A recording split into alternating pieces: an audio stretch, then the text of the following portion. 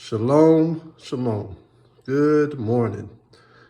Just some morning scriptures for you brethren and sisters who are out there with all this confusion going on in the world and craziness. Let's read the scriptures because the scriptures will prove all things.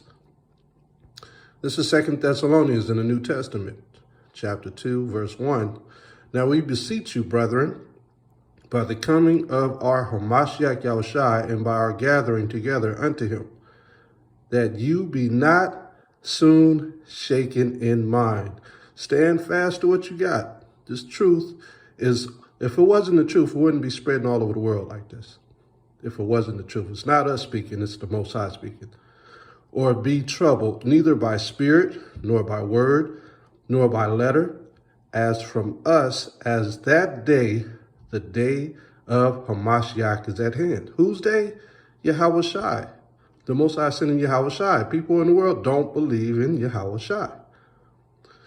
Verse 3, let no man deceive you by any means. Hold fast to this truth. For that day shall not come except there come a falling away first, and that man of sin be revealed, the son of perdition, Esau. He's being revealed. Who opposeth and exalteth himself above all that is called God. Who are the Israelites?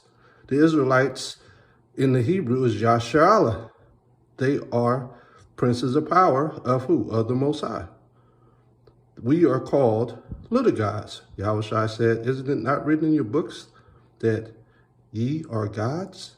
So we're little gods, right? So it says in verse 3, let no man deceive you by any means, for that day shall not come, except there come a falling away first, and that man of sin be revealed, the son of perdition, who opposeth and exalteth himself above all that is called the Most High. We are little gods, or that is worship, so that he, as God, sitteth in the temple of God. We're not sitting in any temples. We're not in any synagogues, and we could care less about these synagogues. The Most High said, vengeance is his. We ain't about to lay a finger on nobody. The Most High is. All these people are afraid, but the Most High is going to do the work, not us. We're just sitting back watching them panic. Showing himself that he is God. That's what they're doing, trying to prove that they're God, and they're not. Remember ye not that when I was yet with you, who's with us? The Son of the Most High, Yahushua, who they don't believe. I told you these things, and now ye know what withholdeth, that he might be revealed in his time, being revealed in this particular time. For the mystery of iniquity doth already work. Only he who now letteth will let, until he be taken out of the way. And then shall that wicked be revealed, whom the Most High shall consume with the spirit of his mouth, and shall destroy with the brightness of his coming, even him whose coming is after the working of Satan, with all power, power of television and music, and signs, and lying wonders. Lie about his medicine, lie about his education, and with all deceivableness of unrighteousness in them that perish, because they receive not the love of the truth, that they might be saved. And for this cause, that's all our brethren who are following this ungodly ways, all our brothers following unrighteousness, and you're seeing it now. Brothers all scared. And for this cause, the Most High shall send them strong delusions. Oh, we're not Israelites. That they should believe a lie. We're Christians. All right? That they all might be damned who believe not the truth, but have pleasure in unrighteousness. See that? The Most High is going to take care of us. Let's look at the righteousness. Let's look at the truth. This is in the Webster's New World Dictionary of the American Language, published by David B. Gerling, editor-in-chief. Let's look up the definition. Negro. It says Negro, a member of the dominant group of mankind in Africa, characterized generally by a dark skin, a member of the Negroid group, any person with some Negro ancestors. Look at number 1 again, a member of the dominant group of mankind in Africa. Dominant group. Let's look at another book.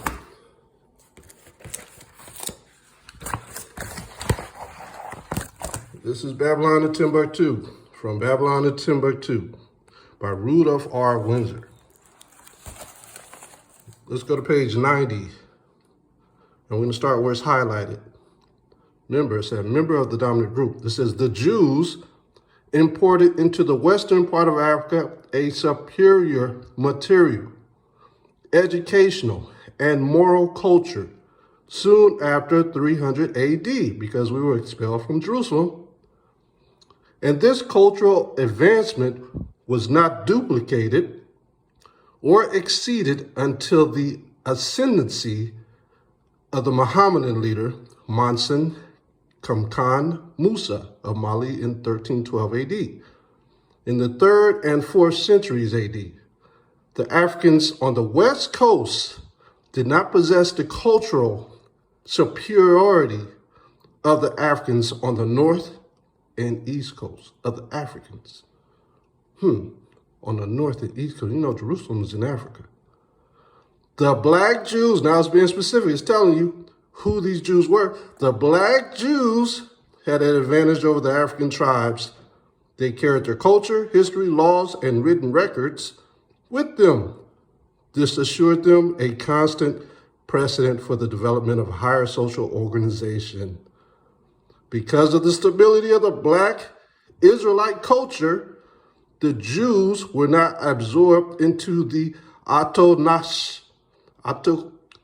population. In fact, the Jews absorbed some of the native tribes. The Jews made use of every opportunity. They were industrious and skillful people. In the Israelite Ghanaian states, Ghana, that name, it means descendants of God. Ghana means not only kings of God, but descendants of God. And the Jewish Ghanaian states were found kings, princes, governors, generals, secretaries, treasurers, revenue agents, judges, architects, engineers, doctors, historians, language interpreters, mathematicians, jewelers, sculptors, masons, carpenters, painters of art, goldsmith, leather workers, potters, armors, saddlers, blacksmith, agriculturalists, etc., etc. Right? So now, when you look at the Bible, and you look at the disciples, for example, it always talks about their profession. And when we read this here, it tells us the different professions that went into Africa. The disciples had all these different professions. Paul was a tent maker. Christ was a carpenter. Matthew, was he not a tax collector? Luke was a physician. On and on and on. So who was the dominant group that was in Africa of the Negroes? The Israelites. And what happened to those brothers and sisters who were in Africa? With all these degrees in these different professions, they were pulled from West Africa and North Africa and brought to the Americas and lost their heritage. That's why in 2 Thessalonians it says, only he who will let until he be taken out of the way. We have not received our history of who we were until now. All praises to the Most High. And with that, think about it. Think about it and don't fall away. With that, I'm going to say shalom.